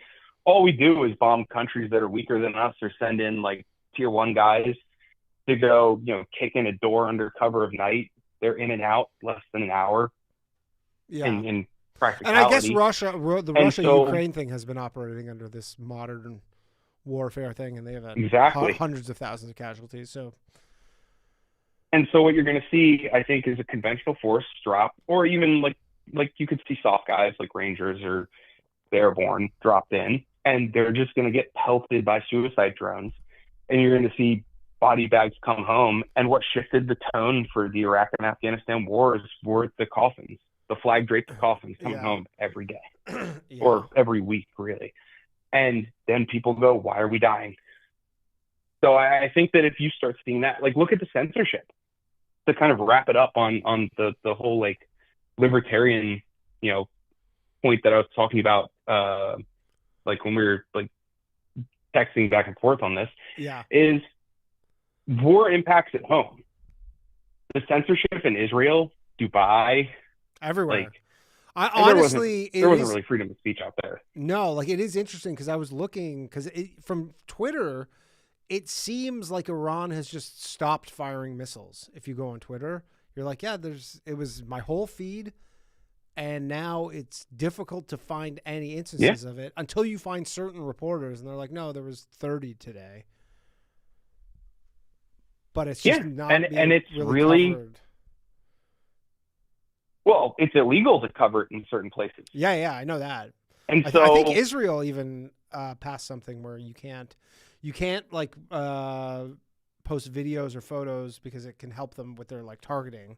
So it's just exactly all you get is just some reporter saying like, Trey Yinkst, who's just like, there was a bunch of missiles fired today, and that's all you know. Yeah, and look at like here, like. How many soldiers have died? Well, they tell us 12, 13. But if you look at what's going on near near Ramstein or like near the military hospitals in Germany, which is where we base our like EMEA operations out of, from like a medical like resourcing center, there are massive blood drives. They are moving like labor and delivery out to like local hospitals, not military hospitals. So that's telling me, hey, you're ramping up a major military hospital for nothing. Yeah. So just like preemptively. Yeah, maybe they're not dying, but some dude has irreparable damage, brain damage or physical harm. Mm-hmm. Like, is it better that he's wheelchair bound for the rest of his life but is still alive? It's like I would argue no. And so that, like, I think that you'll start to see that unfolding. And if a couple hundred guys die all at once, I don't think you can censor that. No. And I think that's the pivot. Yeah. That's when it'll change. Well, let's hope that doesn't happen. I'm worried about the. Yeah. I mean, man, I'm hoping. Yeah. Like, I don't definitely. I just feel like again, Trump talks out of both sides of his mouth, so it's hard to really parse what's going on with him. But it's very hard for me to believe he's just going to get sucked into some years-long war. That's just the rest of his presidency. But again, these things you never know with this shit. It's certainly possible that he just... I think he'd be more likely to use a nuke. And I think what you'll, like, if it comes to that, I think Israel will be the one using the nuke because they've already destroyed their standing on the world stage. I think America will try and save face, say, oh, we had no foreknowledge of this. And, we can't control them. We can't stop them. And I think you'll see that. I don't think it'll be ICBM level. I think it'll be like tactical field nuclear weapons, which is crazy because Pakistan already has field kernel authorization because of what's going on in Kashmir. Yeah. Like they have authorization for at the field kernel level to launch nukes, at least or like nuclear artillery shells. I just think it could devolve into this could get out of hand very quickly. I definitely agree with you there. I guess we'll see. Maybe this is why people aren't like libertarians and anarchists. Why is that? Worldview sucks because it's depressing. Sure. Real life is depressing. Yeah. If you can rally and say America's the greatest country in the world, or if you can go the opposite and say, oh, America's evil, like at least there's some peace in that. You have like a modus operandi, but I just see it as warring gangs that have a lot of money and they hate each other and they're just killing each other and innocent people get caught up. And they're just trying to get more money and more resources and yeah. All right, NotMatt. Good call. Thanks, man. NotMatt, everybody. All right, let's go to some other patrons here. Sobering call from NotMatt. Howling Kenny Rogers says prayers up for Ron Bennington. What happened to Ron Bennington? This is news to me. What happened to the Ben Meister? Nobody calls him that. What happened to Bennington? I don't know. I probably shouldn't search this now. Did something happen? Okay. All right. Nobody's answering. Guys, patrons, I'm trying to get you to pick up here. We'll go to Will.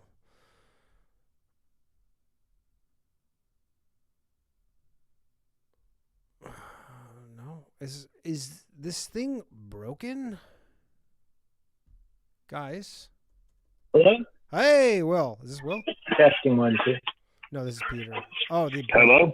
They both picked up the same. Yeah. Of course. Peter, what's up, man? I can wait. No, go ahead. No, you're on. Or is it too hard? No, it's you. I got. What's up, Peter? So first of all, I'm not in California. I'm in Alberta right now. Alberta. It's a beautiful place. It is beautiful. Oh, you get a chance to go to Banff? Skiing Banff. Oh, Banff is. Yeah, it's pretty fancy. One of the nicest. Honestly, one of the nicest places on I've earth. seen in North America. It is up there. If anybody ever gets a chance to go to Banff, it is amazing. Truly God's country. I think somebody had asked you. Well, gas is as expensive as California was when I left, just for reference. It in was Alberta? like $1.50 a liter here. But not with the exchange. Well, but not on with the the exchange road between. Yeah, but that's $6 Canadian a gallon. No, it's probably a little higher. Which is like $4.20. Oh. That's like $4.20 US. Yeah. A gallon. Okay, so it's less crazy than California, but more than the rest of the U.S. Correct. Yeah.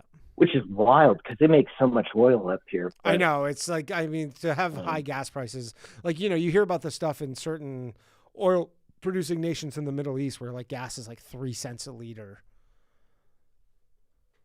Yeah. I got a question. Since you probably pay more attention to the Canadian politics, did that Alberta poll ever go through? It's a referendum. The secession poll? It'll be a referendum. It'll be a straight vote on whether Alberta leaves Canada. And the odds are it happens at some point this year, at the end of the year. I don't think it has a set date, and it's still not a guarantee, but it's... I think the odds are that it'll happen some point later in the year, like end of the year. Mm-hmm. Which will not be good. I hope it, yeah, I don't know. I'm sorry for anything the U.S. has done to contribute to the liberals. Honestly, are the liberals the conservatives in Canada? No. The conservatives are the conservatives. The liberals are the liberals in Canada. The conservatives, okay. The conservatives dominate politics in Alberta. The Trudeau people. The Trudeau people. So who are the liberals? They're basically in power in the larger cities, just like kind of everywhere, even the U.S., like the big metropolitan centers. It's usually always liberal. And then everywhere else is like kind of conservative. So Edmonton and Calgary Those are liberal strongholds, which are like, 2 million of, I don't know what the population is in Alberta, maybe 7 million or something. 2 million of the people are, in liberal strongholds. Everybody else is just red across the board. But you never know, like stuff can happen in the world where just lines up at that exact moment and people kind of vote to leave. It's hard to know. There are a lot of kind of people in Alberta who are very unhappy with the way that they're treated by the rest of the country and by Ottawa. So it could happen. If I had to bet, I'm going to still bet it's not going to happen, but it could. You never know. I mean, nobody thought Brexit was going to happen. You think the Conservatives... Yeah, that's true. Do you think the Conservatives could have put forward anyone better than Polyev? Honestly, Polyev? No. The thing is like he had a lot of juice, so he probably was the guy to keep in power. Like, for people who don't know Canadian politics, like the guy that they always put forward to lead the Conservatives is always just like a stiff with no personality whatsoever. So to have Polyev is like kind of a gift because it's always just some guy with absolutely just like zero personality. And, that's what Stephen Harper was, and he won. And he, not to say that they're unqualified, but, politics obviously is a... Yeah, but they look like they're out of central casting. Yeah, exactly. Like, but, politics it's like a popularity contest and to a degree. And you just, I don't know, you can't just have some guy who's like, I would be so good at being the prime minister, but just can't sell it to people because he just has no personality. Yeah. Yeah. So. Well, I have not paid attention to the news for the last week, but I was just I came in like half an hour into the show, and I wanted to echo Dylan that Kagan Dunlap is glowy for sure out of military influencers. Yeah. And it's not a bad thing. Yeah. I feel like you get a lot of the I imagine it'd be like watching some guy who's like coming in and he's like a frat leader at like Alabama or something. You just go, this is very It's exactly that energy, and it's what the U.S. Army wants you to know.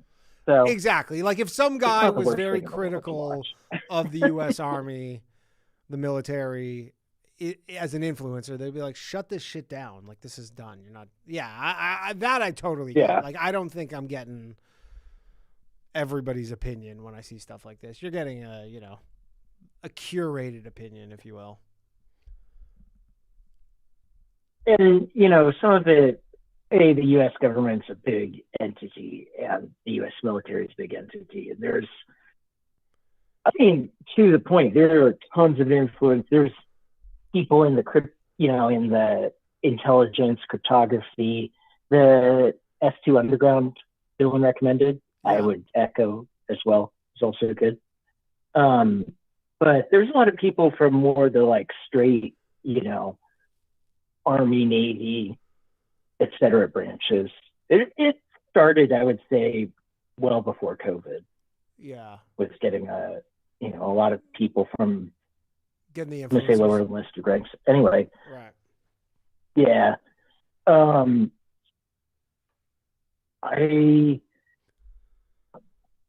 I can sign off. Are there any like technical things that came up in the news in the last week you had a question on? Technical things? Give the honest opinion. Nothing. Yeah, or like, questions. Nothing specific. Technical, like how? No oil. Like oil Uranium One. Well, I saw the thing where they were want to go on. Well, Trump anything energy related. Well, we were saying Mark Levin was saying how they have to get their uranium now in Iran. He goes, that's a new kind of talking point is the U.S. has to get all of Iran's uranium because they can make a dirty bomb and all this stuff. So now that's a new goal is seizing all of their uranium. But that's about it. So just to connect it to that Uranium One that I think it was Dylan brought up, it was kind of the same concept there, was to downblend Russian high-enriched uranium from their bombs. Yeah. Down into reactor-grade fuel. And I got opinions about it, but the U.S. government and most governments take that. And the problem is most of the capital in making any kind of nuclear bomb is in the enriching. Making the bomb itself is, 10 guys and a CNC milling machine and right. It's like the expensive part is the enriching. Yeah, that's the one that takes $1 billion. Right. And I'm sure Mark was in. I think it's funny you guys were talking about it, and I thought it was funny that your Joe, the Jewish lawyer, called in to talk about ambulances and chasing. Ambulance chasing. Hey man, that's good advice. Yeah. No matter what you feel about the Jews. That's funny shit. That's good advice. That's good advice. Go in an ambulance. Sure. Joe's not an ambulance chaser, but get an ambulance. And I don't know if that applies to all countries. I imagine it might not, but in the United States, if you get in an accident, that's not your fault. Get an ambulance. Hey, I didn't know that. Now I know. Try and take me out of there and not an ambulance. I'll be like, yeah, I need there an you ambulance. Go. Yeah, and they go, you look fine. I go, shut up. Last thing, just out of technical stuff, I did hear from World News a day or two ago, was the Iranians are making a point out of striking like UAE, Bahrain, Qatar's aluminum plants. Oh, okay. And it seems like the worst place. Well, I don't know if you know much about aluminum, but it also takes a shit ton of energy to make. Even with all the modern process, it takes electrical power. Usually, you used to see them cited in countries with cheap hydroelectricity, okay, like Iceland, places like that. But now you can't get cheaper than the 3 cent a liter gas in a lot of those Gulf states, and so they have all these big aluminum smelters there now, and they're like a 20 to 30%. They're like 20% chunk of global aluminum refining capacity. So there's gonna be. I saw another thing with helium, where basically people don't realize like helium is so important. And that's not good. Yeah, and a lot of, I guess, I don't know if helium is a byproduct of crude oil or somehow related in the supply chain, but helium. It's released during it, and then it. Yeah, but so helium prices. I saw someone tweeted at me or something saying like, or I saw somewhere helium prices are like going crazy because of that. I didn't know that. Yeah. All right, Peter, I gotta let you go. Yeah, I got some FYI. Yeah. Oh shit. Sorry, accidentally hung up on him. Sorry, Peter. That was an accident. I didn't mean to do that. All right, let's take another call here. Thank you very much, everybody, for joining me today. Here we go. Finally got him. Will, what's up, man? Danny. How's it going? Danny, how's it going, buddy? Good. How are you? How are you? I'm well. I'm good. Ron Bennington has cancer. We're gonna keep doing this. Sorry to hear that. Oh wait, who? Ron Bennington. Who this? Ron Bennington. He's a comedian. I don't know. Radio show host in New York. Oh, that fucking sucks. Yeah, brutal. That fucking sucks. Hey, I've got an interesting story for you, man. It's not. I know we're all kind of on the Iran thing and how helium mining and it's a bunch of other the show's shit, anything. but, anything you want. Oh, okay. So look, you live in Texas. I moved from small town to small town. You can buy a house for $40,000. You can put 50 into it and make it worth 170. Okay. And so that's what I do. I've got one employee, and he's worked for me for like a year and a half. He's illegal, and he got arrested recently for he was tripping on speed. He was high on amphetamines and thought his roommate was trying to kill him, and so he ended up sleeping in front of the police station and calling the cops on himself, and they came and arrested him. Okay. So I've been trying to like get him out, and I've been trying to get him out. I've been in communication with him, and he's got a daughter in Tennessee. He's been here about 20 years, and so he gives me I have cash apped his baby mama a couple times, and so he wants me to get a hold of her. He gives me her name, and I have her picture on Cash App. So I do a reverse Google image search to find her on Facebook. And so I find her and message her, and I'm like, hey, I just want to let you know, we'll call him Arturo, because that's his name. Okay. And I'm like, hey, Arturo's okay. Not to dox anybody, but how many Arturos are there? So I messaged her, and I talked to her, and, you know, he's got a 17-year-old daughter with her, and I'm talking with her, and she's like, oh my God, I'm so glad he's okay. I'm so glad he's safe. You know, my daughter was really worried about him. He's been in jail for 4 months on this misdemeanor of abuse of silent police, of the silent, I guess, police system or whatever, which is when you make prank phone calls, you call the police and you don't need them. And are they trying to deport him? Yeah, he's got an ICE hold on him. So basically what he needs is, like, I've been trying to get a bond, which is a couple, you know, $200-400 or whatever. I've been trying to get a bond, but since I talked to her, basically the bond guy's like, look, he's got an ICE hold. You're in Texas. You're, you know, he's probably going back. Not looking good. Not looking good. Yeah. Not, you know, and I was not super happy about it. But then I started talking to her, and I was like, hey, how do you know this guy again? And she was like, well, he started working. He got here when he started working for my dad's company. I was 13. I started dating, and he was 26. 13. He got me pregnant at 13. At 13. 13. So they got a 17-year-old daughter now. She's like 32. I don't know, whatever. Do the math. Maybe she was 14 or 15. But I was like, wait, she's 32 and she has a 17-year-old daughter? She's 32 and has a 17-year-old daughter. That would make her getting knocked up when she was 14. That's a felony, sir. 14, yeah. Then that's a felony, sir. That is a felony. So my, like, that's a felony, yes, sir. Well, not only it's a felony, but it's a like felony of, like, you know, you catch the wrong Texan and they'll just, you know, push you in the dirt. Sure. Yeah. And not just in Texas, that's a lot of places, you know. Yeah. And so I immediately went from like sympathetic towards this guy, because I've always been like moderate on immigration. Like, dude, if you've been here 20 years, I don't know, maybe we can figure something out.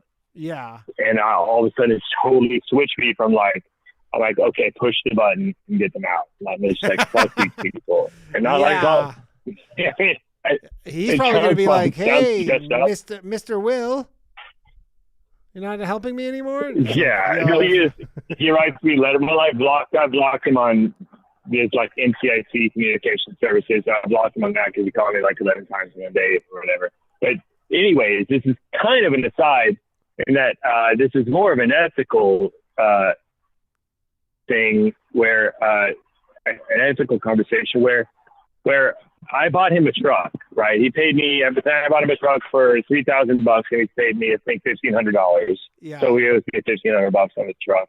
And he's worked for me for like 8 months since and hasn't been able to pay it back just because he bought rims for the truck and a sound system or whatever. Cause, he really sounds like he's illegal. Why would you pay me back? And he's been doing speed the whole time. And I'm like, so you couldn't just pay me the $1,500. You had to buy the rims. Yeah, I don't think these are the kind of people that we want in the United States. I don't know. Not to moralize. Yeah. Yeah. I think it's fine to moralize about that. I just, it's kind of wondering, like, okay, so I have some equity in the car here, and it's a small amount of equity now. I think it's like I own $700 of the car, and he's put several $1,000s into it. Yeah. And I'm kind of like, do I sell the car and give the money to him, or do I just say, fuck this piece of shit and just keep it and say, fuck it, rotten hell? Why don't you sell the car, get your piece out of it, and give the money to his family? Well, I've thought about that, but I also want the car. Well, I'm saying sell the car. I don't want. It's a piece of shit truck. Do you want to keep it? Is that what you're doing? Do you want? I don't want to keep it, but I also now am like rehabbing a 3,000 square foot house by myself, and so I don't want to, like, I don't have time, dude. Like, I don't know. I guess it doesn't take that much time to sell a car, but no, selling a car is easy. But I'm saying you I got to don't do have something. time. You got to do something with the car, or what is the alternative? Just like park the car and just forget about it.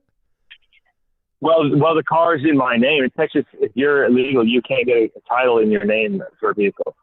I would just This sell, is a just newly sell it for like $500 under what it's worth. It'll be gone in a day.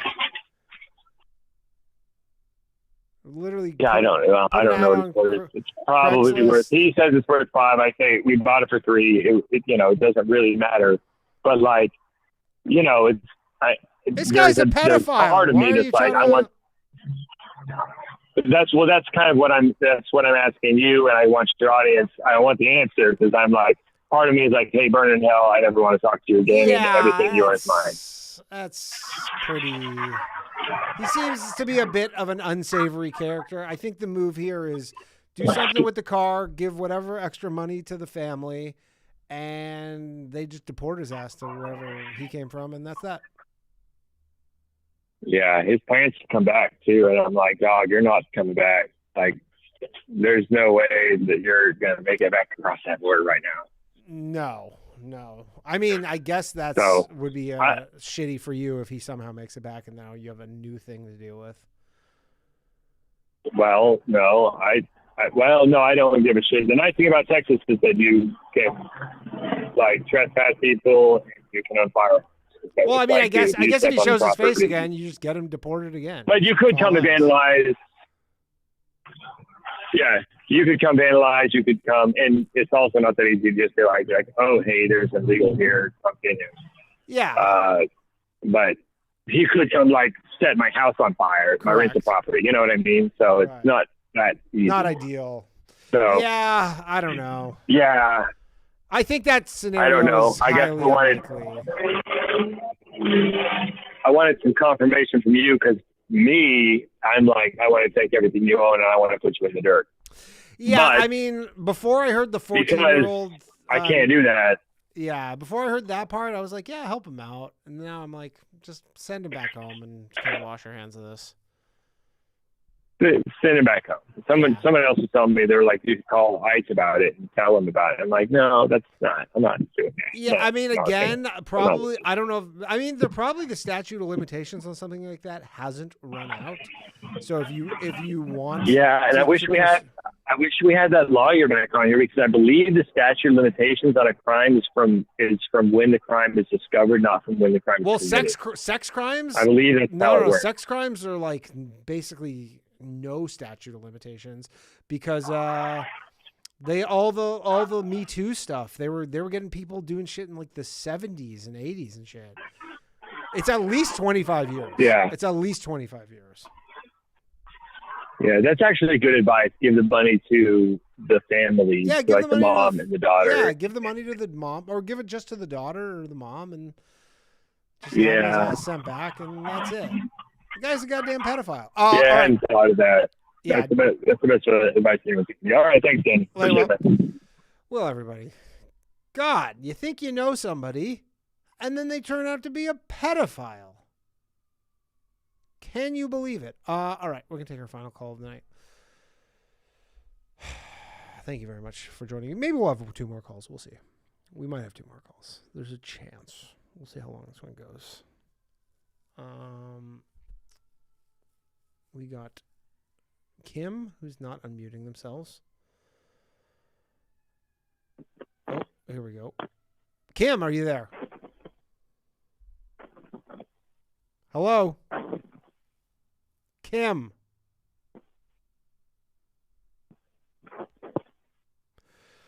All right. No to Kim. Let's go to Chris. Is this the Chris that I know? Did Zoom make it like really difficult to unmute yourself this week or something? Is that what happened? Did they do something where they made it really, because people are really struggling to unmute themselves tonight for some reason. I don't know why. While I'm waiting, everybody go sign up for the Patreon, patreon.com/lowvaluemail. You can get priority access and a Canadian number, and I'll figure out the UK number. I saw someone from London called tonight. I don't know what happened with that, but I know it's late there, but they'll be priority. So you won't have to hang out on hold all night if you happen to live in London. 6-hour time ahead. Okay. Literally nobody can unmute themselves. It is people are not able to do this. I don't know why. Turning into Tucker Carlson again.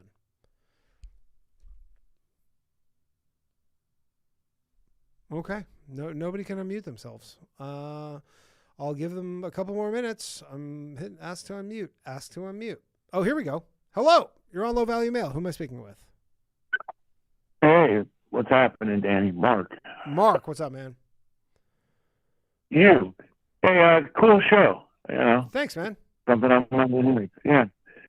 Yeah, I got to tell you, I caught up about the war and everything else, but when I watch you, sometimes I get the feeling that you really like America. I love and America. I think that's pretty cool. Yeah. I love America. Yeah, you feel I don't love. I don't love what's going. You know, I'm obviously Canadian, and Canada's been taking it on the chin lately. And you know, not to have dual loyalties, I also do love Canada. I grew up there, and I don't want to see it descend into some shithole, which it is absolutely on that path. But I love him. I mean, look, I hang out with a lot of very liberal people. This conversation comes up from time to time where people are just like, America's not that great. And I'm like, it's the best country in the world. Sure, it has its flaws. Sure, it has its flaws, like any country. But it's still the best country. I don't know. It is hands down the best country. I don't know. I live in Ohio. Yeah, dude. And it looks pretty cool here, but yeah, that's the thing. You live in Ohio, and that's like probably the worst state, and you're still like, this is the best country. Yeah. I'm kidding. Yeah, I was kidding on that part. Ohio. No, dude, Ohio has plenty that people complain about. Everywhere But has. anyway. Look, I live in New York City. Everybody's like, greatest city on earth. I have a million fucking complaints about this place. Well, for instance, like there was a gun show this weekend, and you pay $8, you walk in and can buy almost anything under the sun without having to do anything further than just show your ID to the other person and give them money. No one questions a thing. It's a beautiful thing. Anyhow, this war stuff, man, it's a real drag. Paying 30% more for fuel than a month ago. Yeah. Well, it hurts, you know. Yeah, no. And it's, I mean, if this is, you know, what Matt was saying, he's like, if this is 4 to 5 years, man, people are not going to be happy about that. That is not going to be. I'm old enough. People are not going to be happy. I remember the few weeks here, the few weeks there, the few weeks to flatten this. You know, it was always sold as a very minimal amount of time. Yeah, fair And- point. Good point. Watch. The longer you live here, you know, you'll see this pattern reoccur every decade and a half, every 20 years. I mean, you could look back and it shows that same roller coaster we go through every so often, you know, and it sells off and regrows and that gets hard to, you know, money costs more money. You know, you're pretty smart with money, it sounds like, every time you talk about money. I know some things. Right. So the cost of money is costing more money. Mm-hmm. And that slows everything down, right? And well, I mean, man, again, he hasn't accomplished this, but you know, Trump is trying to bring down the cost of borrowing money, but it's not that easy. And starting a war where, you know, that's an inflationary war is going to achieve the opposite of that intent. So I truly believe they have to do it to cover up the exponential explosion of our debt growth. I mean, we just hit 39 trillion. Woo-hoo! Well, it's 40, a couple of days away, man, really. Probably 40 this year. I imagine 40 will be this year at some point. I mean, it all seems like funny money, like pretend, where you're just like, who? Before the 4th of July. Yeah. Put it on your calendar. Before the 4th of July, we will hit $40 trillion in debt. Insane. Well, taxes come in April, but that's gone in a blink of an eye. Yeah. That doesn't really count. Dude, the interest they pay on the debt is higher than the entire cost of the military. The biggest military in the world The most advanced military in the world, the entire annual cost of it is still below the cost of just debt servicing. What's the word? Unreal. Sustainable. Oh, that's also unreal. I mean, too real, man. it is. Yeah, it is very unsustainable. Yeah, I don't know. We'll see. Well, if it wasn't, there's some statistic that says 80% of all $100 bills are off country or out of United States, right? And then some other huge portion of our currency that is in circulation, it doesn't even reside within the borders of America. I mean, most of the money is on a computer. Most of the money is not even physical money. It's just literally. Oh yeah, there's only a couple of trillion, they say. Yeah. Like in it's currency. in currency. It's just literally someone just adding zeros on a computer, and then that money just starts flying around, and it's all based on the credit worthiness of this country, I guess. All right, I gotta let you go because I gotta wrap this up. But thanks for calling in, man. All right, we're going to take one last bonus call because PK apparently has a story that he wants to tell us. We're going to go into overtime. I apologize for anybody on hold who didn't get through. PK, last call of the night. Yo, Danny, what's good? What's happening, man? PK, the American Cowboy. Yep. So who's that? 2 callers ago? The guy in Texas that fixes houses? Mm-hmm.